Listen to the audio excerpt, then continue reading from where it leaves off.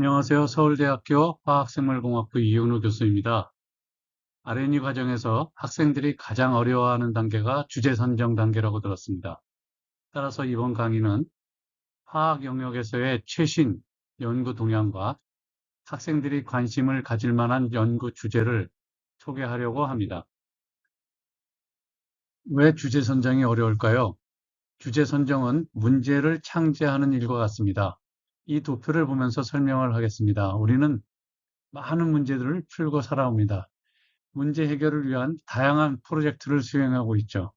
우선 프로젝트의 시작에는 과학적인 지식 체계로 문제를 정의할 필요가 생깁니다. 문제가 발생하면 새로운 문제, 유사한 문제에 대한 검토를 시작하죠. 흔히들 과학적인 문제 해결에서는 리뷰 페이퍼를 읽고 기존 질서를 살피게 됩니다.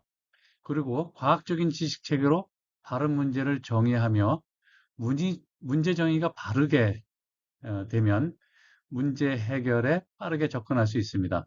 잘못된 예로 전염병이 만연했을 때 마녀사냥으로 문제를 해결하려고 하는 것이 있습니다. 문제가 정의되면 논리적인 방법으로 문제를 해결하게 되는데 일반적으로 이론을 기반으로 한 실험을 설계하거나 장치를 설계하게 됩니다. 따라서 실험이나 실험 장치는 이론이 적재되어 있고 이거를 우리가 실험 장치의 이론 적재론이라고 부릅니다. 우리는 이론이 없으면 실험을 설계할 수도 없고 장치를 만들어낼 수도 없습니다. 또 이론 기반으로 설계된 실험 또는 장치로부터 어떻게 자료를 획득하고 어떻게 해석하는지를 알 수 없습니다. 즉, 획득한 자료는 이론을 기반으로 해석을 하게 됩니다. 이렇게 해서 새로운 결과와 결론에 도달하게 되고요. 문제를 해결하게 되는 것이죠. 또 다른 문제를 우리가 풀 때는 이러한 것들을 반복하게 되는 거죠. 과학적인 지식 체계로 문제를 정의하고 논리적으로 문제를 해결하게 되는데 이 문제 해결 능력은 반복적인 문제 해결로 길러집니다. 다양한 프로젝트를 다양한 방법으로 풀어내면 결국은 논리적 사고가 길러지는 것이죠. 이렇게 한 분야에서 전문가가 됐을 때 어, 기존 질서에 대한 불편함을 살피고 소비자 또는 사회적 요구를 새로운 관점에서 바라보게 하고 또 기존 질서 당연성에 대한 것에 대한 도전을 하게 되는데 이렇게 새로운 관점에서 문제를 정의하는 걸 우리가 비판사고의 결실이라고 합니다. 새로운 관점에서 문제를 정의하게 되면 위대한 문제가 창제되는데 이러한 위대한 문제는 융합된 지식의 통합화로 문제가 창제됩니다. 새로운 플랫폼 제품의 발명이 되면서 그 플랫폼에서는 새로운 규칙, 새로운 게임이 창제가 됩니다. 즉, 그 문제를 창제한 사람은 자기가 운동선수이면서 심판을 겸하게 되는 세계가 되는 것이죠. 이런 것들이 우리 세계를 바꿔나가고 있는 것입니다. 오늘 강의에서는 화학 분야에서의 메가 트렌드를 살펴보고 주요한 이슈와 연구 주제를 설명하도록 하겠습니다. 화학 분야의 메가 트렌드는 기존의 석유를 사용하는 데 제한이 있다는 것입니다. 메가 트렌드 키워드 중 주요한 것은 기후변화, 지속 가능성, 국가 간 무역 갈등, 그리고 지정학적 리스크 심화 등입니다. 첫 번째로 기후변화에 대한 이슈를 살펴보도록 하겠습니다. 기후변화에서는 탄소 중립을 위한 노력, 이산화탄소 활용 기술, 그리고 수소, 암모니아, 메탄올 순환 경제에 대해서 다루도록 하겠습니다. 탄소 중립을 위한 노력으로 첫 번째로 CO2로부터 화학 제품이나 두 번째 연료 같은 것들을 생산해내고요. 그리고 미세조류로부터 제품을 만들며 건축 재료는 대부분 콘크리트를 사용하고 CO2 주입으로 원유를 추출하는 것 등들이 있습니다. 이산화탄소 활용 기술은 The Carbon Dioxide Utilization, COU라고 부르는데요. 소집된 CO2, 재생에너지, 그린수소, 촉매, 화석연료, 광원 등 투입 자원으로부터 제품을 생산하는 데 필요한 기술들입니다. 이 기술 중에는 직접 주입 기술이 있는데요. 다이렉트 인젝션이라고 하고요. 이 기술을 사용해서는 EOR, 즉 Enhanced Oil Recovery, 어, 더 이상 석유가 채굴되지 않는 지역에 이산화탄소를 주입해서 더 많은 양의 나머지 석유를 뽑아내는 그런 기술이고요. 또 바이오매스 성장을 위한 온실에 CO2를 직접 사용하는 기술입니다. 그리고 광물화 기술 같은 경우에는 이 기술로 얻은 콘크리트 등은 건축 재료로 사용하게 되고요. 전기화학적 그리고 열적, 미생물적 전환 반응으로 연료라든지 화학제품, 플라스틱, 바이오차 또는 식품 사료 등을 얻게 됩니다. 마지막으로 광합성 기술로 화학제품과 식품 사료 등을 얻습니다. 앞으로 이러한 활용 기술에 대해서 자세하게 다루도록 하겠습니다. 우선 이산화탄소를 포집하는 다양한 기술이 있습니다. 그 중에서도 다이렉트 에어 캡처 기술이 있습니다. 이 기술에서는 알칼라이 또는 알칼라이 어스 하이드록사이드 이런 것들은 좀 NaOH, KOH, CaOH2와 같은 알칼라이 하이드록사이드를 이용하는 포집재로 이용하는 경우가 있고요. 아민 그룹이 포함된 유무기 하이브리드 흡착제, 또 음이온 교환 수지, 그리고 메탈 오가닉 프레임워크, 이거 MOF라고 그러는데요. 이거를 흡착제로 이용하는 경우 또는 세마이 퍼미어블 멤브레인을 이용하는 그런 방법들이 소개되고 있습니다.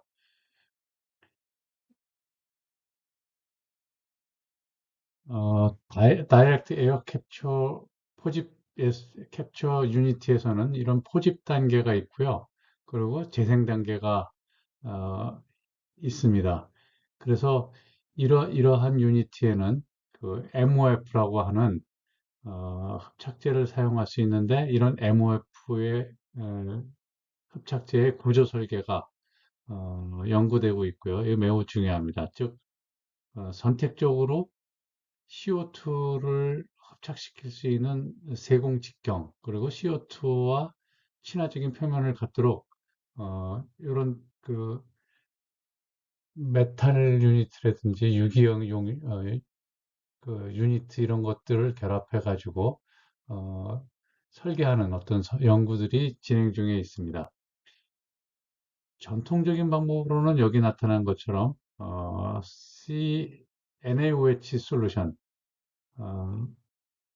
이 담겨져 있는 흡수탑에다가 에어 중에 CO2가 선택적으로 흡수되고 그래서 Na2CO3 솔루션이 만들어지는데 이 솔루션이 존재하고 있는 프리시피터에 CaOH2가 첨가되어서 CaCO3로 인솔루블한 고체가 이제 석출되고 있고요. 이 CaCO2는 소속로에서 그 가열을 하게 되면 CO2가 날아가고 소송된 CaO가 다시 CaCOOH2로 환원이 돼서 재순환되는 이런 구조를 가지고 있습니다. 주입에는 이산화탄소 저장 및 EOR, 즉 Enhanced Oil Recovery가 있습니다. 직접 주입에서의 연구 과제는 고갈된 원유 저장조 또는 가스 저장조에서 CO2의 누출 또는 CO2 주입으로 인해서 해수의 pH 저하가 미생물에 주는 영향 또는 저장 안정성에 대한 평가 같은 연구가 진행되고 있고요.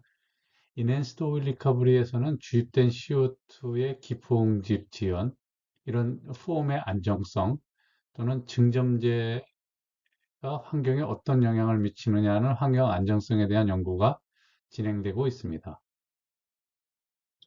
이산화탄소 광물화 경로와 에너지 전환 공정의 통합 연구에서는 연수에서 얻어진 에너지를 활용한 후에 발생되는 CO2와 같은 것들을 광물화하는 공정들이 있습니다.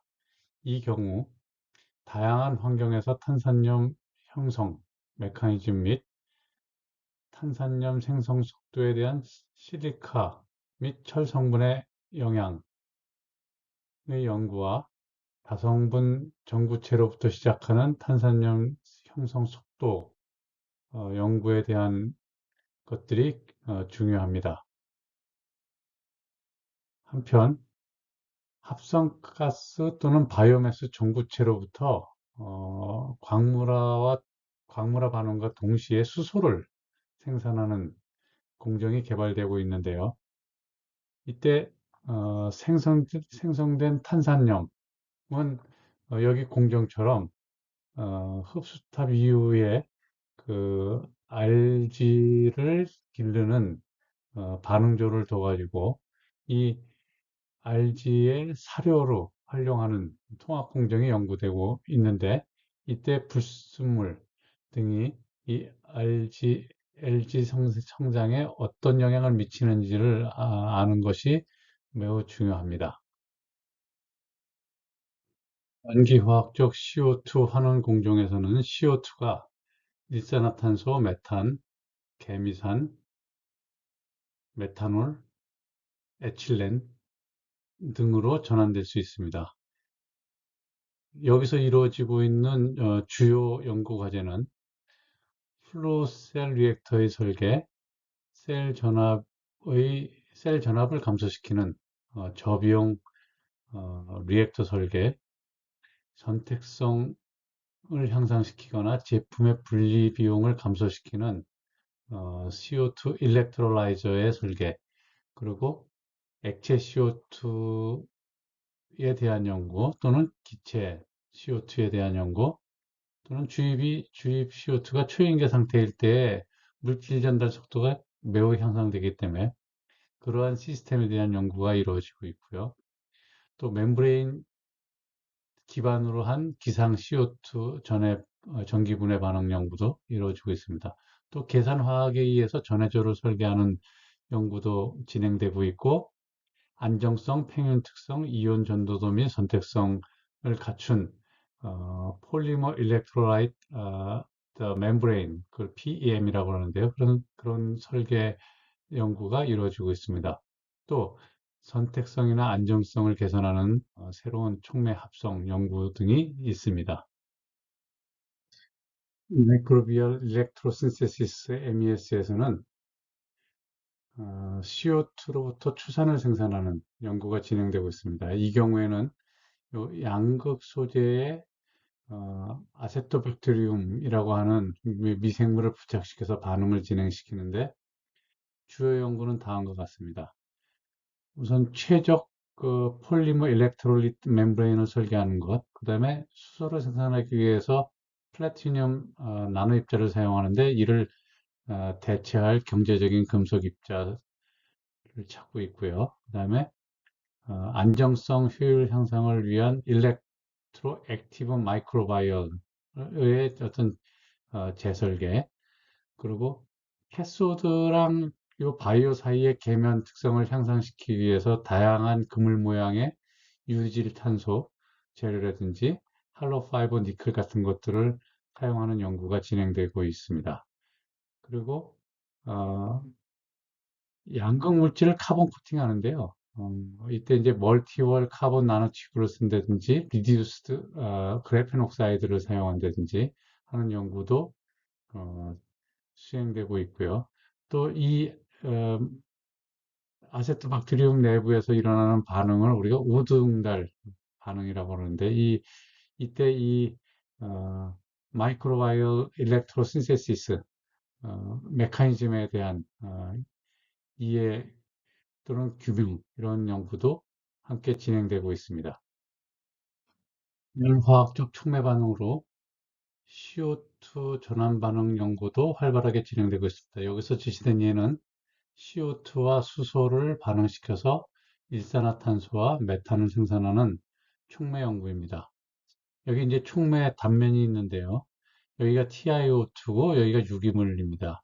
그래서 TiO2에 아민기를 갖는 유기화합물 단분자층을 코팅해서요.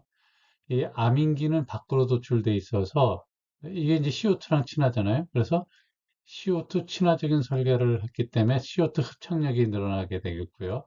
여기에 이제 유기 그룹이 이제 TiO2랑 결합되어 있는데 이렇게 됨으로써 CO2가 쉽게 탈착되도록 하는 그런 설계를 하였습니다. 그리고 플래티늄 메탈 상에서는 완전한 수소화 반응이 진행돼서 이 두 가지 원료가 메탄으로 진행되는 그런 촉매를 설계를 했고요. 이런 것들로 이제 촉매 설계 연구 과제가 이제 진행되고 있는데 강한 CO2 흡착력을 가진 촉매, 또 약한 CO 흡착력을 가진 촉매.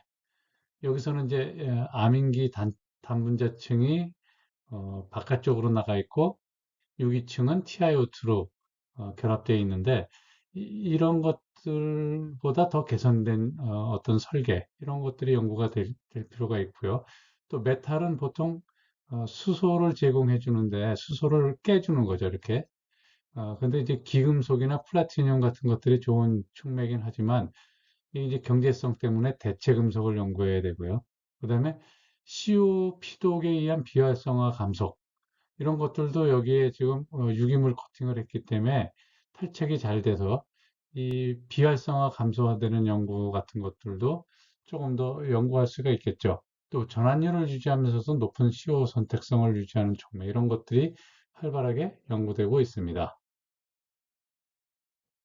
미래에 사용될 에너지로는 그린 수소, 그린 암모니아, 그린 메탄올, 그린 연료 등이 있습니다. 이들은 생산대에서 전환되고 또 파이프라인이라 송선 또는 탱크로리에 의해서 이송되어서 일부 수소는 난방에 사용되고요. 그다음에 산업체에서는 특히 철강 산업에서는 음, 철광석의 환원제, 석유화학이나 정유 공장에서는 다양한 환원제로 사용되고 있습니다. 수소, 암모니아, 메탄올 등은 전력 생산에도 쓰이고요. 각종 운송 수단의 연료로도 사용되고 있습니다. 그래서 이러한 미래 에너지를 경제적으로 생산하는 공정개발 연구가 진행되고 있고, 특히 그린 암모니아 연구 과제는 다음과 같습니다. 온화한 조건에서 암모니아를 합성하는 연구, 그리고 에너지 소비를 줄일 수 있는 경제적인 합성 연구, 암모니아 합성의 새로운 경로 연구, 전기화학적 합성 또는 촉매, 광촉매를 사용해서 합성하는 연구, 새로운 생물학적 질소 고정 연구, 그리고 계산화학을 통해 시뮬레이션을 통해서 더욱더 합리적으로 연구를 설계하는 것들이 진행되고 있습니다. 수소와 마찬가지로 메탄올에도 다양한 등급이 존재합니다. 갈색 메탄올은 석탄으로부터 합성되는 메탄올이고, 회색 메탄올은 천연가스로부터 얻어지는 메탄올입니다. 파란색 메탄올은 생산 과정에서 발생하는 CO2를 포획, 저장하는 메탄올을 말하며, 녹색 메탄올은 바이오매스로부터 얻어지는 메탄올 또는 재생에너지를 사용해서 포획된 CO2와 녹색 수소로부터 합성된 메탄올을 이야기합니다. 일단 녹색 메탄올이 경제적으로 생산하게 되면 M2G 프로세스라고 해서 메탄올 투 가솔린 프로세스, 이거는 미국의 모바일이라는 정유회사의 어, 특허인데 GSM-5 촉매에서 이 반응이 일어나는데요. 두 개의 메탄올이 반응해서 하나의 탈수 반응이 일어나서 하나의 디메틸이서, 즉 DME가 생성되고 이 DME가 계속해서 중합해서 올레핀 그리고 개솔린을 얻는 공정입니다.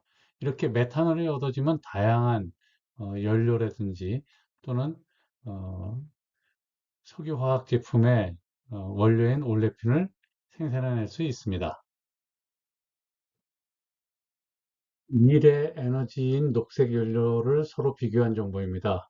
저장성은 부식성이 있는 암모니아보다는 메탄올이 가장 좋습니다. 그리고 스케일업 난이도에서는 기존 거대 공장이 존재하는 암모니아가 가장 좋고요. 투자 비용은 암모니아가 가장 쌉니다. 그 활용 가능성에서는 암모니아 메탄올이 좋은 점수를 받았고, 미세입자 감소에서는 질소 분자가 원자가 없는 수소 메탄올이 암모니아보다는 좋은 점수를 받았고요. 선박 수송 비용도 역시 저장성이랑 비슷한데 어, 비용이 어, 고압이 필요한 수소는 비싸고요. 그다음에 부식성이 있는 암모니아보다는 메탄올이 가장 저렴한 비용을 으로 점수를 받았습니다. 화학 화공 분야 메가 트렌드 중에서 두 번째 키워드는 지속 가능성입니다. Sustainability. 여기서는 바이오매스라는 것들을 다루겠습니다. 바이오 에너지, 특히 바이오 디젤, 바이오 알코올 또는 바이오 소재 등은 어떤 것들이 등장하고 있는지를 말씀드리겠습니다. 그리고 순환 경제에서는 플라스틱 폐기물의 자원화라든지 또는 다양한 화학 물질의 어, 리사이클에 대한 얘기를 하고요. 청정 환경도 지속 가능성의 중요한 키워드인데 이때는 미세먼지 저감 탈질 촉매에 대한 내용을 다루도록 하겠습니다. 현재 우리가 사용하고 있는 플라스틱은 화석률의 원료로부터 얻어지기 때문에 지속 가능하지 않습니다. 플라스틱 종류도 다양한데 생분해되지 않는 폴리에틸렌, 폴리프로필렌, PEPP, 폴리에틸렌 테레프탈라이트 PET, PEF, 폴리에틸렌 퓨라네이트, 그 다음에 폴리유레세인 PU, 폴리카보네이트 PVC, 폴리비닐 클로라이드 PVC, 그 다음에 폴리스타이렌 PS 등이 있습니다. 이쪽에 왼쪽에 놓여 있는 것들은 생분해되지 않은 그런 폴리머들이고요. 요 오른쪽에 있는 폴리머들은 생분해되는 것으로서 키토산이나 팩틴 같은 천연 플라스틱, 폴리사카라이드 계통이 있고요. 그 다음에 PHA, 폴리 하이드로 알케나이트, 그 다음에 PLA, 폴리락틱 애시드, PBS, 폴리부틸렌 석시너네이트, 그 다음에 PBAT, 폴리부틸렌 아디페이트 테레프탈레이트, 그 다음에 PVA, 폴리비닐 아세테이트와 같은 생분해되는 고분자들이 있습니다. 미래에는 지금 현재로는 석유화학을 기반으로 해서 이러한 고분자들이 만들어지고 있는데 미래에는 위쪽에 이제 바이오매스로부터 플라스틱을 제조를 하는데 보통 바이오매스는 1세대에는 설탕, 식용유, 옥수수를 사용했는데 이거는 식용으로 사용하는 것들과 경쟁하기 때문에 어, 지금은 그 사용이 제한적입니다. 제2세대 바이오매스는 목재이고요. 그 다음에 제3세대에는 미세조류인데 향후에는 이런 바이오매스로부터 플라스틱이 제조될 것입니다. 이런 바이오매스로부터 플라스틱을 제조하기 위해서 원료 물질을 생산하기 위해서는 전처리 공정이 필요한데 전처리 공정은 추출, 분리, 정제, 발효, 그리고 전환 공정 같은 것들이 필요하고요. 현재 경제성과 환경성을 갖춘 바이오매스 전처리 공정 연구가 활발하게 진행되고 있습니다. 역 가능한 플라스틱은 바이오매스 기반 플라스틱, 그리고 생분해 플라스틱의 교집합인 폴리락틱 애시드, 그다음에 PHA, 어, 그다음에 PBS, 스타치 브랜드, 뭐 몰디드 펄프 뭐 이런 것들이 있습니다. 그런데 이런 바이오 플라스틱, 생분해성 플라스틱에는 다양한 문제가 존재하는데요. 먼저 PLA에서는 폴리락틱 애시드는 분해 조건의 한계가 58도 이상이어야 되고 고습도여야 됩니다. 음식물 쓰레기랑 함께 있어야 또 분해가 되는데 어, 이게 이제 60도 이상의 고온에서는 취약하기 때문에 첨가제를 넣습니다. 그래서 이런 첨가제를 넣게 되면 또 퇴비로서 사용을 하지 못합니다. 스타치 브랜드에서는 필름이 성형이 굉장히 어렵고요. 기계적 강도가 굉장히 낮고 배리어로서의 역할이 굉장히 취약합니다. 그래서 그 사이에 또 다른 어, PP나 P 필름을 넣는 그런 문제들 때문에 이게 이제 재활용에 어려움을 겪고 있고 몰디드 펄프 같은 경우에는 건조하는 데 굉장히 에너지를 많이 씁니다. 그리고 습기에 취약해서 이게 이제 불소 고분자 코팅을 하는데 이런 것들이 또 발암물질로 규명이 돼서 한동안 문제가 된 적이 있었고요. 재활용이 굉장히 어렵습니다. 그다음에 폴리하이드로 알케노이트 같은 PHA는 열안정성이 굉장히 낮고요. 내구성이 적습니다. 내구성이 낮습니다. 그다음에 용기 안정성 문제, 그리고 낮은 가공성 그런 문제 등이 있어서 널리 사용되기가 굉장히 어렵고요. 또 분해가 되지 않는 어떤 화합물 같은 경우에는 옥시디그레이더블 애디티브 같은 것들, 즉 촉매 활성을 가지고 있는 뭐 철, 코발트, 망간 같은 전이금속 같은 것들을 넣어서 분해를 촉진하기 때문에 이런 것들은 환경에도 나쁘고 인체에도 해로운 그런 결과를 초래합니다. 디젤은 이미 상용화 완료되어 사용되고 있는 미래 연료입니다. 원료로는 식용유 또는 식물유, 동물유 이런 것들이 있고요. 또 바이오 메탄올을 사용하라 하면 완전히 어, 바이오매스 기반한 바이오 디젤이 됩니다. 이렇게 해서 생성된 바이오 디젤은 어, 디젤 자동차의 엔진에, 그러니까 연료로서 사용하는데 현재로는 석유 디젤과 혼합해서 디젤 엔진 자동차에 어, 쓰이고 있습니다. 연구 과제로는 비교적 새로운 공정인 추임계 메탄올을 이용한 바이오 디젤 제조 공정의 최적화 연구 같은 것들이 어, 연구되고 있고요. 저가의 폐식용유를 원료로 사용할 경우에 다양한 문제점이 있는데 그거를 해결하는 연구, 그리고 부산물인 그리세롤을 활용하는 다양한 바이오 리파이너리 연구, 뭐 화장품에도 쓸 수 있고 식품에도 쓸 수 있고 또는 인더스트리에서 쓸 수 있거나 또는 다양한 케미칼의 원료로서 사용되는 연구들이 진행되고 있고요. 그다음에 항공기 연료, 에비에이션 퓨얼로서의 전환 반응 연구 같은 것도 활발히 진행되고 있습니다. 지속 가능한 사회를 구축하기 위해서는 사용 후 폐플라스틱을 리사이클링 해야 합니다. 폐플라스틱의 리사이클링 방법에는 세 가지가 있습니다. 첫 번째로 열적 재활용은 연료로 쓰는 겁니다. 높은 발열량을 이용해서 소각하여 열 에너지를 생산하거나 소각로 같은 데에서 전기를 발전하는 데 활용을 합니다. 장점으로는 비용이 낮고요. 폐기물 부피가 감소되는 장점이 있는 반면에 자원을 반복해서 이용하기가 어렵고 유해가스 및 미세먼지 같은 것들이 발생하는 단점이 있습니다. 두 번째로 물질 재활용으로서는 어, 펠렛 같은 같은 물질로 회수하는 것인데요. 이게 이제 재질을 선별하고 분쇄하고 압축하여 물리적 가공으로 작은 형태의 플라스틱 펠렛을 생산하는 것입니다. 이산화탄소를 저감하는 장점이 있으나 품종이 한정돼 있고 물성이나 품질이 저하되는 단점이 있어서 신재와 재활용재를 같이 혼합해서 활용을 하고 있습니다. 세 번째로 화학적 재활용에서는 원료 또는 오일 환원하는 그런 방법이고요.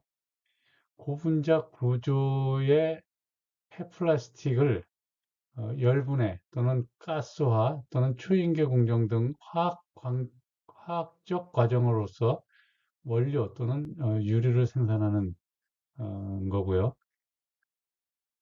장점으로는 적용 품종을 다각화하거나 또는 반영구적 재활용을 할 수 있다는 반면에 비용이 굉장히 높고요. 높은 기술 난이도를 가지고 있다는 단점이 있습니다. 이 분야의 연구 과제로는 플라스틱을 열분해해서 납사 성분을 최대화하는 그런 열분해 초인계 수분의 연구가 있고요. 또 항공료를 얻기 위한 열분해 오일의 리포밍 기술, 특히 수소화 기술 같은 것들을 연구하고 있습니다. 또 칼라 플라스틱 같은 경우에는 어, 이게 이제 그 물질 재활용이든 화학적 재활용이든 어려움을 겪고 있는데 이런 이제 재생 플라스틱의 고급화를 위해서는 칼라 플라스틱으로부터 탈색 기술 이런 것들이 연구되고 있습니다. 미세먼지, 산성비, 스모그 저감 탈질 촉매 연구에서는 바네데이트 탈질 촉매 연구가 활발하게 이루어지고 있는데요. 낙스를 질소로 환원시켜서 초미세먼지 발생을 억제하는 기술이고요. 더 연구가 돼야 될 부분이 삭스에 대한 촉매 내구성 향상, 그리고 하이드로서멀 에이징에 대한 내구성, 저온에서의 탈출률 향상, 그 다음에 220도 이상에서는 100% 가까운 탈출률을 제공해야 되고, 온도를 좀 더 높이면 피동물을 분해로 해서 촉매를 재생하는 이런 것들이 연구 과제입니다. 화학 화공 분야에서 메가 트렌드 중 세 번째 키워드입니다. 국가 간 무역 규제로 희토류, 자동차 배터리, 원료 물질 등을 재활용하여 사용할 필요가 생겨났습니다. 요소수 문제도 새로운 숙제가 생겼죠. 또 미세 플라스틱의 환경 오염으로부터는 어떤 연구가 우선되어야 하는지를 살펴보도록 하겠습니다. 리튬 2차 전지는 다음과 같이 만들어집니다. 채굴하고요. 그다음에 정제하고 소재가 만들어지고 배터리가 만들어집니다. 그걸 이제 자동차에 쓰거나 여기서 나온 폐배터리는 다시 에너지 저장에 재활용되는 세컨 유스를 쓰고요. 대부분 다 이제 랜드필드, 땅에 묻혀지는데 이거를 이렇게 직접 재생하는 방법. 그래서 배터리 매니팩처러 내에서 이제 회수되는 거, 그 다음에 습식 재련을 해서 소재를 만드는 거, 재료. 그 다음에 건식 재련을 해서 이쪽에 이제 원료로 가는 이러한 공정들을 거쳐서 리튬이 회수되고 재활용이 됩니다. 좀 2차 전지로부터 금속의 습식 공정으로 리튬을 회수하는 거죠. 그리고 재활용하는 기술 중에 이제 습식 공정에 대해서 좀 알아보면, 이게 이제 리튬 2차 전지입니다. 여기에는 이제 전해질이 있고 유기 솔벤트가 있습니다. 그리고 양극 물질이 있고, 그다음에 알루미늄이 있죠. 그다음에 이제 애너드 커퍼가 있고요. 그다음에 분리기가 있는데 여기에 이제 슬라이드에서는 요 리튬 코발트 옥사이드라든지 니켈, 망간, 철 중에 리튬과 금속을 어떻게 해소하느냐 하는 겁니다. 이게 캐소드 액티브 매티리얼이라고 그러는데 여기에 어, HCl 같은 경우에 또는 NaOH나 알칼리 같은 걸 넣는데 여기서는 이제 HCl을 넣으면요. 리튬 코발트 옥사이드는 리튬 클로라이드랑 코발트 클로라이드가 되는데 pH를 조정하면 얘는 이제 솔루션이 되고 얘는 석출이 됩니다. 그래서 여기에 pH 조절을 해서 금속은 어, 고체로 떨어지기 때문에 얘를 이제 다시 재련해 가지고 리튬, 니켈, 코발트, 망간을 얻어내고요. 솔루션으로 분리된 이제 리튬 클로라이드는 소디움 포스페이트나 소디움 카보네이트를 첨가해서 리튬 포스페이트 또는 리튬 카보네이트로 축출시킵니다. 이 반응들인데요. 이런 식으로 캐소드에 있는 금속도 해소하고 그 다음에 리튬도 해소를 하는데 여기에 이제 각 공정마다 어, 장치를 어떻게 설계할 것이며 회수율을 얼마나 높일 것이냐, 또 선택성을 얼마나 높일 것이냐 하는 것들의 연구 과제입니다. 국가 간의 무역 규제로 요소수 수출 규제로 우리는 요소수 그 사태가 있었죠. 그래서 우리나라 공군기를 이용해서 호주에서 요소수 2만 톤, 2만 리터를 긴급 수입한 사례가 있습니다.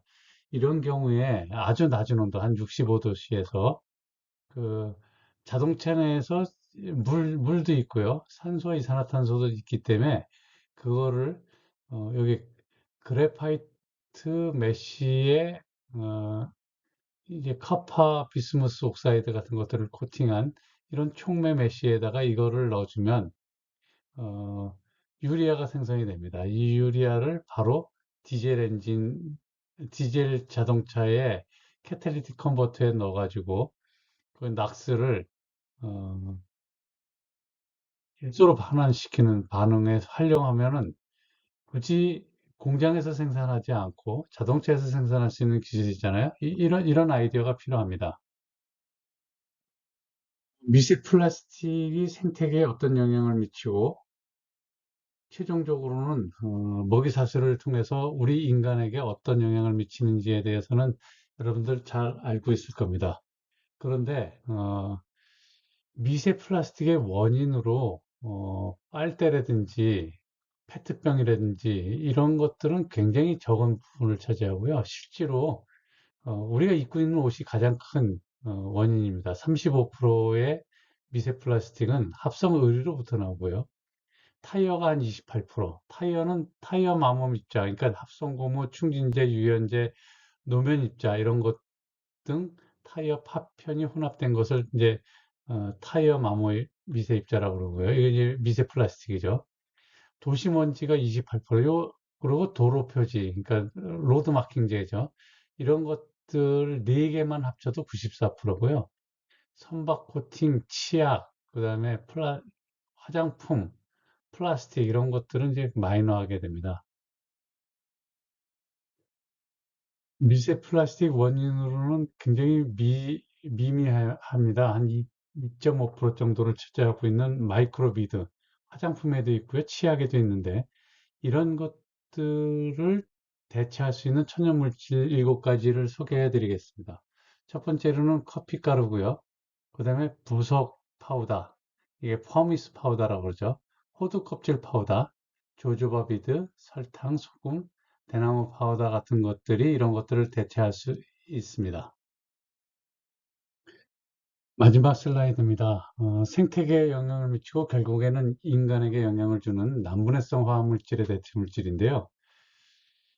아주 오래전에 안티노킹제, 자동차 안티노킹제로 테트라에틸리드를 사용을 했는데 이게 이제 신경계통 작용에 그러니까 발병을 시켰었기 때문에 MTB로 대치됐죠. 메칠 테트라부칠 있어. 근데 이것도 지하수를 오염시키고 상수도에 계속 이것이 이제 존재하게 되니까 이거를 다시 최근에는 에탄올로 바꿨습니다. CFC도 비슷하죠. 오존층 파괴하는 물질인데 중간 물질 거쳐가지고 HFC. 근데 이것이 다시 지구온난화 문제가 있기 때문에 하이드로카본 등으로 냉매가 전환되고 있고요. DDT, 농약, 그다음에 PCB, 절연체 이런 것들 문제죠. 최근에는 어, 퍼 또는 폴리플로로알킬 서브스탄스라고 해서 과부라 화합물인데 이런 것들을 포레버 케미칼이라고 그래요. 그러니까 난분해성이니까 그렇죠. 자연계에서 분해되지 않는 것은 반드시 인간에게 다시 어, 피해를 주게 돼 있습니다. 그래서 PFAS 같은 경우에 특히 이 중에서도 퍼프로옥타노익 애시드 같은 경우에 이게 이제 어, 음식물 포장지로 쓰이는데요. 이런 것들이 발암물질로 이제 규정이 되고 있기 때문에 이런 것들에 대한 대체 물질 이런 것들이 지금 요구되고 있는 상황이고 이런 쪽의 연구가 진행되고 있습니다. 지식 체계로 문제를 잘 정의하고 논리적으로 문제를 해결하면서 새로운 관점에서 기존 질서를 비판하면 문제를 창제하게 됩니다. 이것이 바로 새로운 주제를 여는 열쇠이고요. 비판적인 사고를 해라. 세상을 바꿀 수 있는 위대한 질문을 해라. 그러면 새로운 문제가 여러분 앞에 창제될 것이다. 이상 경청해 주셔서 감사합니다.